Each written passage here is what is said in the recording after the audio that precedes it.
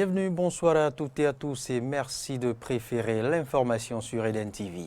Dans l'actualité, ce 20h, effectif depuis 72 heures, le retrait des formulaires nominatifs de parrainage se poursuit jusqu'au 31 janvier 2021. Plusieurs maires et députés sont déjà entrés en possession du précieux document. Les précisions dans ce journal.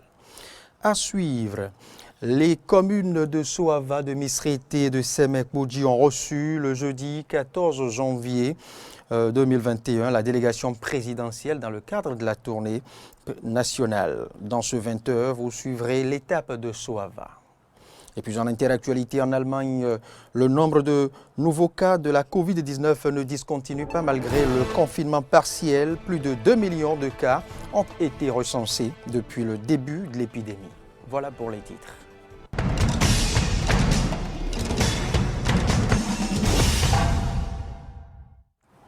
Je vous en parlais au sommaire, l'opération de retrait des formulaires nominatifs de parrainage démarrée le mardi 12 janvier 2021 à la Commission électorale nationale autonome Sénat se poursuit. Eh bien, plusieurs députés et maires sont allés retirer déjà ce précieux document. Les moments forts de cette opération avec Carnot François Ngbeli-Hinton et Denis Marouya. Démarré le mardi 12 janvier 2021 à la Commission électorale nationale autonome Sénat, le retrait des formulaires de parrainage de candidats à l'élection présidentielle d'avril 2021 suit toujours son cours. Ce jeudi 14 janvier, une dizaine de maires et de députés sont rentrés en possession de leur formulaire de parrainage. Recommandé par l'article 44 nouveau de la Constitution béninoise, ce sont des sentiments de satisfaction qui animent chacun des concernés à l'issue de la procédure. C'est un plaisir pour moi, puisque ça fait partie des réformes et nous sommes tenus de respecter les réformes dans leur application. Donc, c'est avec un grand plaisir que je me suis prêtée à cela.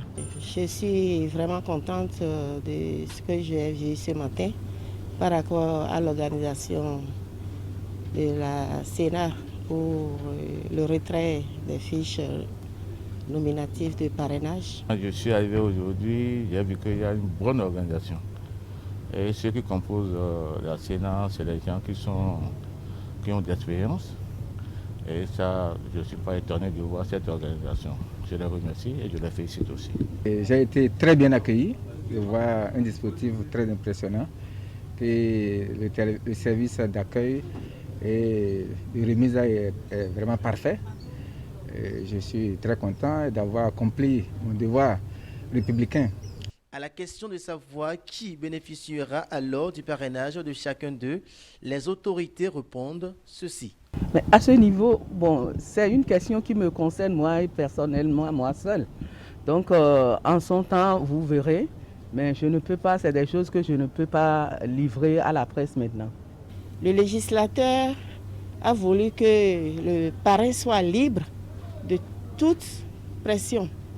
Et sans vous mentir, je suis libre de donner ma signature à qui le veut, à qui je veux aussi. Moi, les gens me connaissent. Sans le parrainage, j'avais déjà parrainé quelqu'un.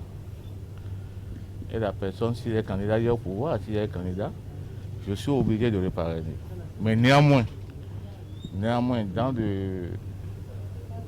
dans l'intérêt des élections inclusives, je peux parrainer un autre candidat que je veux. C'est personnel et pour les candidats qui veulent se présenter, donc c'est moi qui vais réfléchir pour voir à qui confier, n'est-ce pas, mon parrainage. Dans les jours à venir, dès qu'on verra les candidatures, on va consulter les projets de société et on soutiendra certainement le meilleur projet qu'on va parrainer. Rappelons que cette opération de retrait des formulaires nominatifs de parrainage de candidats à l'élection présidentielle d'avril 2021 se déroulera du 12 au 31 janvier 2021 au siège de la Sénat. Elle s'inscrit dans le cadre de l'opérationnalisation de l'article 132 alinéa 8 de la loi numéro 2019-43 du 15 novembre 2019 portant Code électoral en République du Bénin. En image cette fois-ci, toujours à la Sénat, le président de l'institution Emmanuel Tiando a procédé à la remise officielle de chèques aux représentants des partis politiques éligibles en République du Bénin. Un acte relatif au décret 2020-362 du 22 juillet 2020 portant financement des partis politiques en République du Bénin. Je vous invite ici à suivre les propos du président de l'institution bien dans ce cadre. Mesdames et messieurs,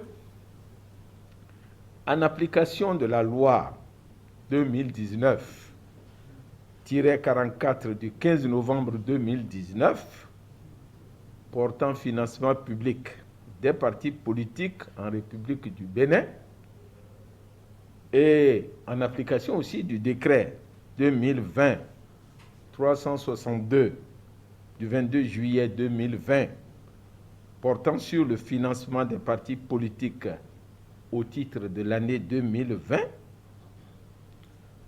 nous avions procédé en ces mêmes lieux le 5 novembre 2020 à la remise des chèques aux partis politiques éligibles à hauteur de 80% du montant auquel chacun d'eux a droit. À cette occasion, nous vous avions annoncé que les 20% restants vous seront remis dès lors qu'aucun recours devant les juridictions appropriées ne serait élevé contre la répartition effectuée par la Sénat. Étant donné que jusqu'à ce jour, nous n'avons pas enregistré une contestation sur cette répartition, nous avons décidé, comme nous l'avions annoncé, de vous remettre ce jour, 14 janvier 2021, les 20% restants qui vous sont dus. Je rappelle à cette occasion que les recommandations que nous avions formulées concernant la gestion de ces fonds, eh bien, que ces recommandations restent de mise pour vous éviter de vous retrouver devant des structures qui sont chargées de vérifier comment l'argent public est utilisé. Je voudrais donc vous demander de vous approprier ces textes que nous avons d'ailleurs rappelés au cours du dernier séminaire que nous avons organisé à Boycon sur la gestion des fonds publics. Politique toujours, la tournée de reddition de comptes du président Patrice Talon prend fin ce 15 janvier 2021. Jeudi déjà, il était dans les communes d'Akro-Misrété, de Semek-Podji et de Soava. Soava, où les populations de la cité lacustre lui ont réservé un accueil chaleureux. Compte rendu, Arnaud Morille-Agua.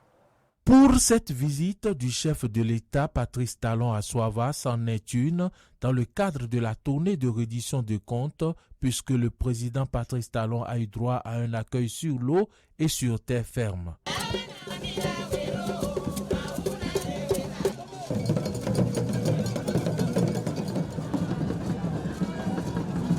Le long de son trajet sur l'eau, le chef de l'État a contemplé le spectacle des chorégraphes. À Soava, il a été accueilli sous des applaudissements bien nourris jusqu'à la salle où il a été reçu. Séduit par l'accueil, le chef de l'État a laissé entendre que ses liens avec Soava datent de sa plus tendre enfance. Je suis heureux d'être parmi vous aujourd'hui ici à Soava. Ceux qui ne savent pas, ma joie est légitime parce que mes liens avec Soava date de ma plus tendre jeunesse. Séduit par un environnement pour moi insolite, pittoresque, j'ai appris à pêcher ici. Le maire de Soava, Jean Zanou, n'a pas manqué de rappeler les réalisations du programme d'action du gouvernement au profit de sa commune avant de remercier le chef de l'État. La construction d'une plateforme logistique, la construction d'un collège moderne à Gangué, les services essentiels tels que l'eau et l'électricité. La réhabilitation des équipements communautaires comme la maison des jeunes, le centre de l'artisanat et la requalification de la maison de la francophonie. Et que sais-je encore. Depuis 1960, nous n'avons jamais mérité une si grande attention de la part des gouvernants successifs. Merci infiniment de ne point vous arrêter en si bon chemin. À Soava, le chef de l'État a livré des messages d'exhortation. Les travaux de la route à Kassato qui nous amènent ici,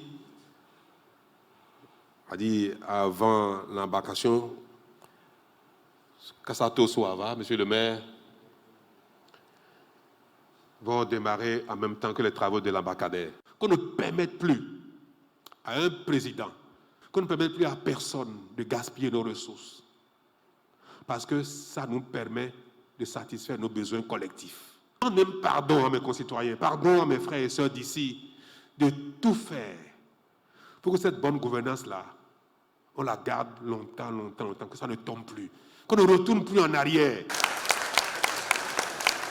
C'est un message d'exhortation, de supplication, pour que ce troisième acquis soit notre acquis définitif. C'est sur ces mots que le président Patrice Talon a pris congé de la population de Soava qui garde espoir d'une rénovation de la cité lacustre. Autre volet dans cette édition d'information, le programme d'assainissement fluvial de la ville de Cotonou entre bientôt dans sa phase active. Dans ce cadre, les citoyens contraints de déguerpir les zones impactées ont commencé à être dédommagés. C'est à travers une cérémonie de remise de chèques lancée ce jeudi au Codiam. Le point avec Frédéric Espoir-Mambou et Fiacre Voitan. Mise en place par l'Agence du cadre de vie pour le développement du territoire, le présent programme vise à réduire les risques d'inondation dans des zones ciblées de Cotonou et de renforcer la planification, la gestion et la capacité de résilience urbaine à l'échelle de la ville. C'est à ce titre que des personnes touchées par la construction des collecteurs et autres travaux d'aménagement sont ici dédommagées. Que le gouvernement a mobilisé 9 milliards de francs CFA pour les études et pour l'indemnisation des populations concernées, matérialisée par cette cérémonie de remise de chèques. Monsieur le maire de la ville de Cotonou, mesdames et messieurs les membres du comité technique, nous portons l'ambition commune de réussir ce challenge, celui de rendre meilleur le cadre et les conditions de vie de la population. Je sais compter sur tous pour atteindre cet objectif. Je suis convaincu que les bénéficiaires de cet accompagnement du gouvernement feront le meilleur usage de cette aide en l'utilisant effectivement pour la relance de leurs activités. Pour le deuxième adjoint au maire de Cotonou, la mairie s'engage à jouer sa partition dans ce programme. La présente cérémonie de remise de chèques aux personnes affectées par le PAPC est un bon signal pour la mairie de Cotonou, en ce sens qu'elle nous rassure du démarrage imminent des travaux du PAPC. Témoigne de la volonté du gouvernement et de son chef, le président Patrice Talon, de faire de la ville de Cotonou une ville phare à l'image des grandes villes du monde. Je voudrais réitérer ici l'engagement de la mairie de Cotonou, bénéficiaire final des infrastructures, à accompagner le gouvernement dans la réalisation de cet ambitieux programme. Les bénéficiaires de ces chèques se confondent quant à eux en remerciements. Je remercie infiniment le gouvernement en place d'avoir pensé cette fois-ci à nous et de prendre en compte le côté social. Vraiment, je suis très ravi, ma joie est grande. Voilà un peu ça. Au total, 1692 personnes sont impactées par le dédommagement pour un montant total de près de 9 milliards de francs CFA. hors du Bénin maintenant, nous sommes en Europe, plus précisément en Allemagne. Malgré le confinement partiel en vigueur, eh bien, le nombre de nouveaux cas de Covid-19 suscite inquiétude. Plus de 2 millions de cas ont été recensés depuis le début de la pandémie. Cette situation pousse les autorités sanitaires à réclamer des décisions plus fortes dans les prochains jours. Le pays a connu en 2020 sa pire année depuis 2009 en raison de la crise économique et sanitaire. Précision. Touché, mais pas encore coulé. Considéré encore comme une bonne élève de la gestion de la pandémie au printemps dernier, l'Allemagne est désormais frappée de plein fouet par la pandémie Covid-19. Économiquement d'abord. Après une année 2020 record pour la récession depuis la crise financière de 2008, l'Allemagne voit son PIB reculer de 5%, mais reste sauve grâce au rebond de son secteur industriel. L'économie allemande a chuté de 5% l'année dernière. C'est un record dramatique. Le fait que ce soit inférieur de près d'1% aux craintes que nous avions au début de la première phase de la pandémie est une faible consolation. Côté sanitaire, l'Allemagne fait face à un rebond important de l'épidémie Covid-19 sur son territoire. Malgré un confinement partiel en vigueur depuis le mois de décembre, la fermeture des commerces non essentiels, celle des bars et des restaurants ou autres lieux de culture depuis le mois de novembre, l'Allemagne a enregistré ce mercredi plus de 25 000 nouveaux cas de Covid-19 en 24 heures. 1244 décès ont également été recensés. Face à ces chiffres et à l'apparition des nouveaux variants anglais et sud-africains du coronavirus présents sur le territoire allemand, les autorités sanitaires s'alarment et appellent à prendre des mesures conséquentes pour la lutte contre la pandémie, jugée trop laxiste jusqu'à présent. Il est possible que la situation s'aggrave encore. Il est donc d'autant plus important que les mesures soient systématiquement respectées. Nous devons éviter que ces nouveaux variants ne se répandent. Si en février ou mars nous allégeons un peu les restrictions, nous aurons au second trimestre une forte croissance comme cet été. L'espoir donc de voir l'économie rebondir au deuxième trimestre 2021. Mais pour cela, des décisions exigeantes vis-à-vis de la population devraient être prises dans les jours prochains. Angela Merkel avertit, les prochaines semaines devraient constituer la phase la plus dure de la pandémie. La chancelière s'entretiendra avec les dirigeants des 16 Länder le 25 janvier pour tenter d'endiguer la pandémie outre-Rhin. À ce jour, 842 000 personnes ont été vaccinées contre le Covid-19 en Allemagne, soit 1% de la population.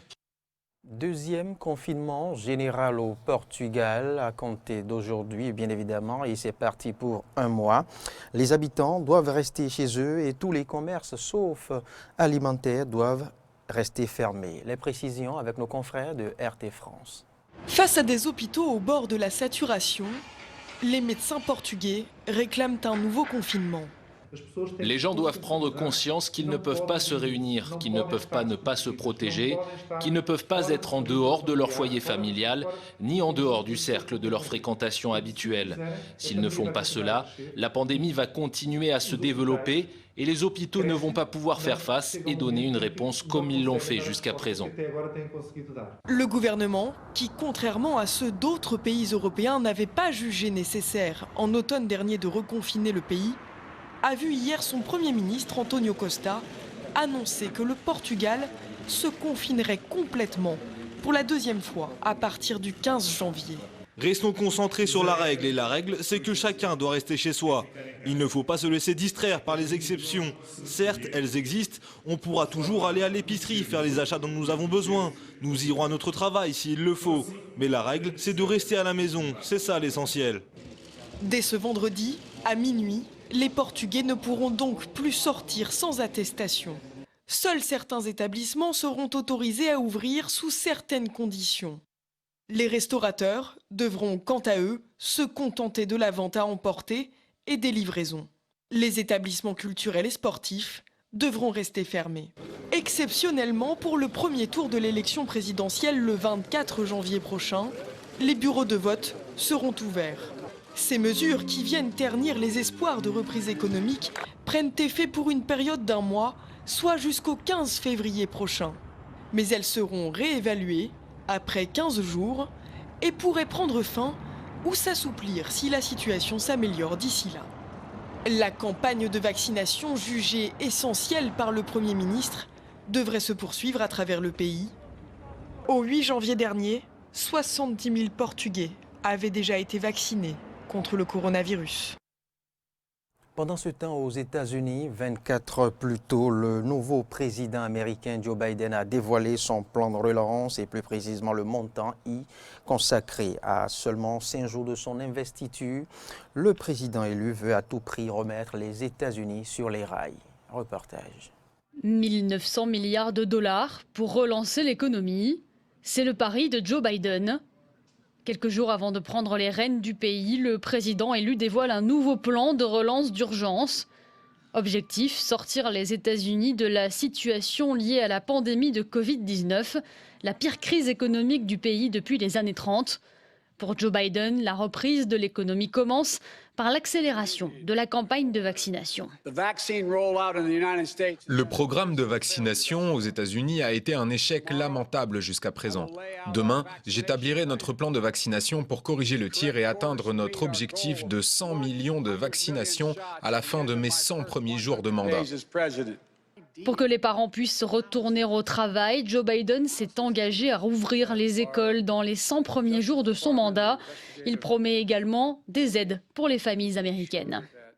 Notre plan de relance comprend également une aide immédiate aux Américains les plus touchés et les plus démunis. Nous allons terminer le travail constituant à fournir un total de 2 000 $ en espèces aux personnes qui en ont le plus besoin. Les 600 $ déjà alloués ne sont tout simplement pas suffisants. Joe Biden n'a pas manqué une occasion de tacler son prédécesseur, mais cela ne l'empêche pas de reprendre à son compte le Made in America, marque de fabrique de Donald Trump. Nous utiliserons l'argent des contribuables pour reconstruire l'Amérique. Nous achèterons des produits américains, soutenant des millions d'emplois industriels américains, renforcer notre compétitivité dans un monde de plus en plus compétitif. Je sais que ce que je viens de décrire n'est pas sans coût, mais ne pas le faire nous coûtera cher. Reste à Joe Biden de convaincre le Congrès de voter ce texte et débloquer les 1 900 milliards de dollars nécessaires. Moins d'une semaine avant d'entrer à la Maison-Blanche, il lui faudra notamment gagner la confiance des élus républicains qui avaient déjà voté au printemps dernier le plan de 2 200 milliards de dollars du président Trump. Restons toujours aux États-Unis pour nous intéresser maintenant à l'investiture de Joe Biden. Les États-Unis préparent l'arrivée de Joe Biden au pouvoir à l'approche du 20 janvier. Eh bien, la capitale Washington est en état de siège. Les autorités ont renforcé davantage les dispositifs sécuritaires dans toute la ville. Reportage. On est à plusieurs centaines de mètres du Capitole et on ne peut pas s'approcher davantage parce que le périmètre de sécurité autour du bâtiment a été élargi et renforcé avec notamment ces palissades qui sont surveillées nuit et jour par des membres de la Garde nationale. C'est d'ailleurs la nouveauté principale de ce dispositif de sécurité en vue de l'investiture de Joe Biden, la présence de membres de la Garde nationale qui continuent à arriver ici à Washington. On les voit notamment arriver dans des cars où plusieurs dizaines de soldats arrivent ici dans la capitale fédérale pour être déployés pour ces opérations de maintien de l'ordre. Il devrait être autour de 10 000 pour cette journée du 20 janvier, un chiffre qui pourrait même doubler en cas de nécessité, évidemment. L'objectif des autorités, c'est d'empêcher toute manifestation violente et surtout ne pas voir se reproduire les mêmes images que le 6 janvier dernier, des images qui ont choqué les États-Unis avec notamment donc ces manifestants qui sont entrés à l'intérieur du Capitole. L'une des conséquences de ce déploiement conséquent des membres de la Garde nationale, ce sont ces images où on voit des soldats dormir à même le sol à l'intérieur du Capitole. Ces images ont beaucoup circulé sur les réseaux sociaux ces dernières heures et elles ont choqué un certain nombre d'internautes au point que le district de Columbia a finalement publié un communiqué afin d'apporter quelques précisions. La police du Capitole a réservé des espaces pour le repos des gardes nationaux en service entre leurs tours de garde. Pour être clair, ce n'est pas là qu'ils sont logés une fois leur service terminé. Le travail de notre personnel de sécurité s'organise par poste afin qu'ils soient toujours vifs et vigilants et qu'ils puissent avoir des moments de repos alors que d'autres assurent la veille. Il y a cette note du FBI publiée ces derniers jours par des médias américains et qui fait état de menaces, de manifestations violentes avec des individus armés qui pourraient potentiellement venir ici à Washington pour perturber la passation de pouvoir. Il faut noter que dans le district de Columbia, ici, le port d'armes n'est pas autorisé. La question maintenant est de savoir si les autorités pourront faire suffisamment de contrôle pour empêcher un individu muni d'une arme de s'approcher du Capitole. Les autorités, en attendant, recommandent aux habitants d'éviter le centre-ville et la plateforme Airbnb a même annulé toutes les réservations ici à Washington pour ne pas permettre à de potentiels manifestants violents de s'approcher un peu trop près du Capitole. Ces menaces ne se concentrent pas uniquement sur la ville de Washington, puisque selon la même note du FBI, tous les États des États-Unis sont concernés avec de possibles manifestations, là encore des manifestations violentes, notamment près des Capitoles qui sont présents dans tous les États américains. Vous l'aurez compris, à 5 jours de la passation de pouvoir et malgré l'appel au calme ce mercredi de Donald Trump, les États-Unis sont en alerte maximale. Et ce sera tout pour ce point de l'actualité sur Eden TV. Je vous rappelle que l'information se poursuit sur nos différentes plateformes internet, Facebook, Twitter et YouTube et sur notre site internet www.benin-eden.tv. Bonsoir.